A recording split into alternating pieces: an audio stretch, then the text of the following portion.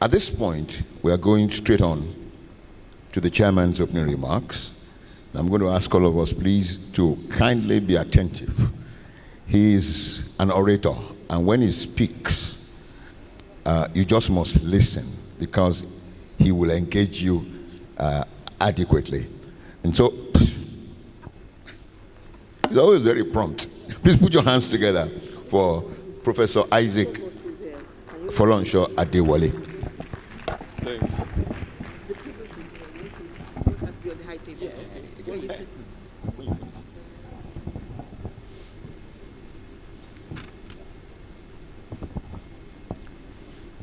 The president of Medical Women's International Association,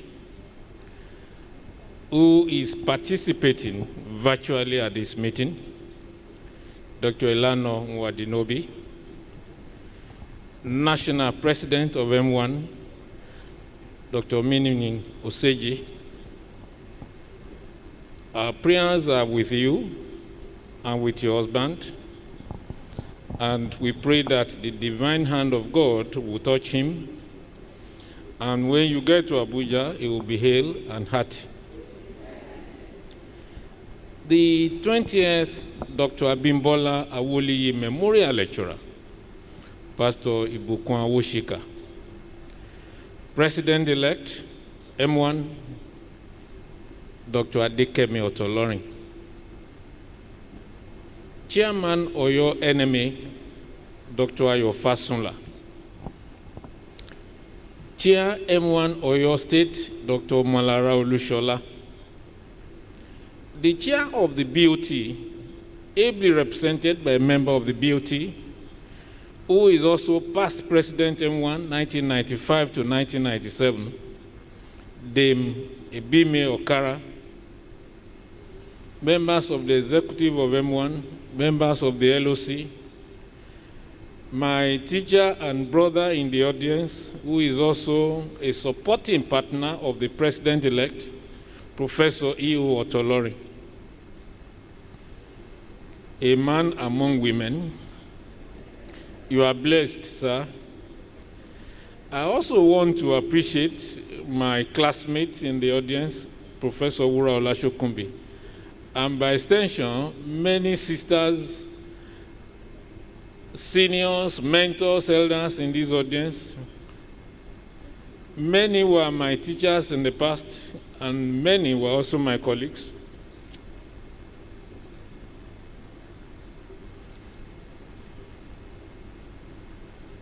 The president, the provost of the College of Medicine, Professor Olayinka Akim Olayinka Omigbodu. I can also see the deputy provost, an able supporter of the provost. May I invite the provost to come to the high table using my prerogative as chair of this occasion?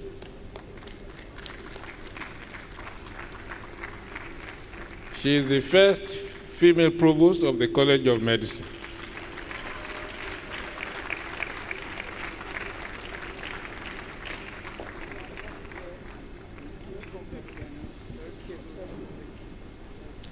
Members of M1, distinguished participants,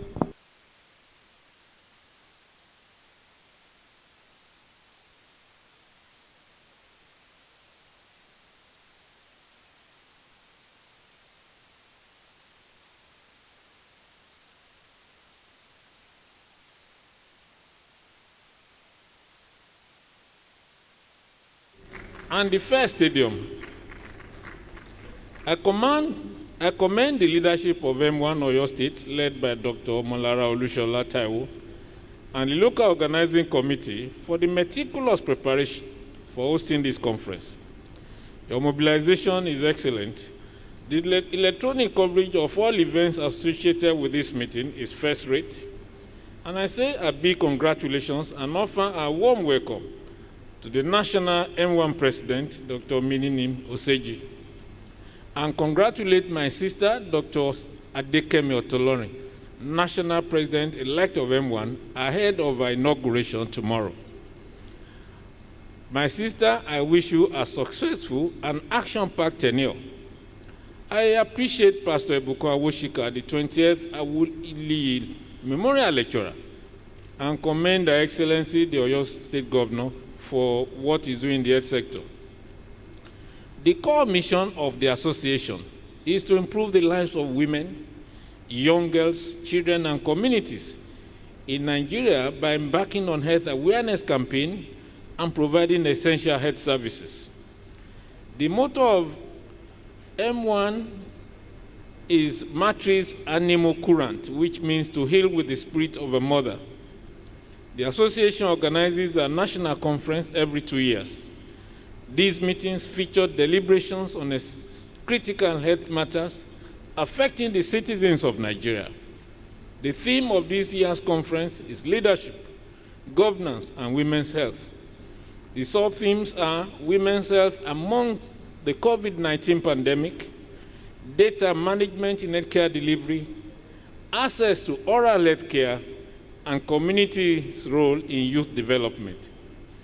M1 carefully chose the theme and sub-themes to address the various challenges affecting optimal care delivery in the Nigerian health space. The deliberate identification of linkage between community and youth development is particularly fascinating. The choice of Pastor Ebukun Awoshika to deliver the 20th Dr. Abimbola Awoshika Memorial Lecture, Awoli Memorial Lecture, is a worthy one. She's a well-respected motivational speaker whose reputation extends beyond the shores of Nigeria, carving a role for M1 in the health space. The health system refers to the organizations, institutions, and resources devoted to producing health actions whose primary intent is to improve health. The health system comprises 7 main pillars: healthcare financing, health workforce, access to essential medicines, information management systems, service delivery, leadership and governance, and critical health research. Of these 7 pillars, the health workforce is the most critical. We are at a critical junction in Nigeria, and our healthcare system is begging for help. The voice and participation of women in the leadership space is abysmal. Women have multiple roles as physicians, leaders, mothers, teachers, mentors, and role models. You are too quiet, and this is the time to be heard. The Nobel laureate, Wole Soyinka, stated, the man, and I beg to add women, dies in all who keep silent in the face of tyranny. The last time we had a female national president of NMA was about 36 years ago. It is time to have another. A second one in the history of our association. We can address many critical health and related issues affecting our nation, like maternal mortality, poor immunization coverage, malnutrition, drug abuse, and the menace of out-of-school children, if we empower our women and rise to the occasion. True, you cannot do it alone, but men will join you if you are in the driver's seat. Women can also solve the present ongoing industrial action through their roles as first ladies at federal and state levels, legislators, and ministers. Health was once considered a drain on expenditure in past years, and the contributions made by women to human development were unappreciated. Things are changing fast. The relationship between health systems, health, and wealth is complex, but they are closely linked. Investing cost-effectively in health system can therefore contribute to the ultimate goal of improving societal well-being. There is tremendous value in health and around health. Health and wealth mutually reinforce each other. Health systems are a catalyst for both. Increasingly, better health is now hailed globally as a driver of economic growth. The field of women's health has lagged far behind in treating illnesses and professional disease prevention and attention. The situation is evident in many countries in the world. Women's health, and consequently the health of boys and girls, is a critical factor and a central strategy in human development.